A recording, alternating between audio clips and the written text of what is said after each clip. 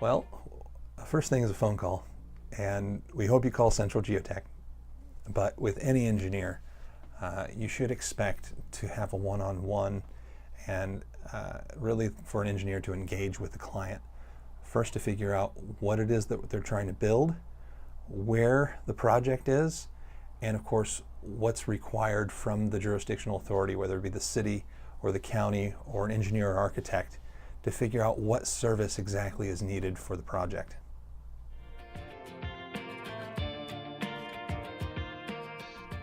The next step is to put together a formal proposal and contract.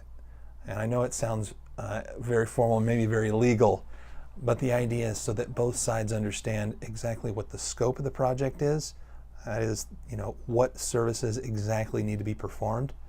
The schedule of the project, which means when are we going to be on site?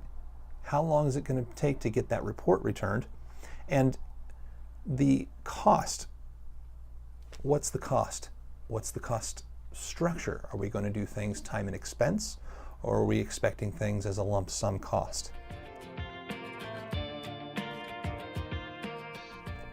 After the contract is signed, we set up invoicing with the client. At Central Geotech, we do everything electronically. We send out invoices. Clients are offered a way of paying securely online to make it very easy. And that way, when we make that exchange of the report or the deliverables, we can confirm payment very quickly. We always send things out priority mail, stamped and signed, and that is at no extra cost to the client.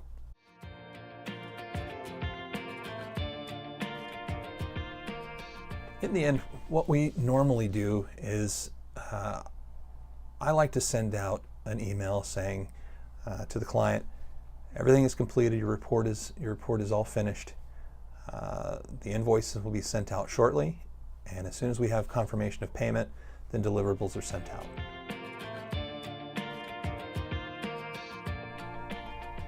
Once you have your report in hand, I like to tell clients, hold on to the original copy. Make sure that you make copies so that you can hand those copies in, or hold on to an original copy just in case you need it later. I have offered copies to be sent back out to clients when or if it's needed, but the biggest thing that clients can do once they have the report is to make sure they maintain a good stamped and signed copy throughout the process and even into the completion of the project.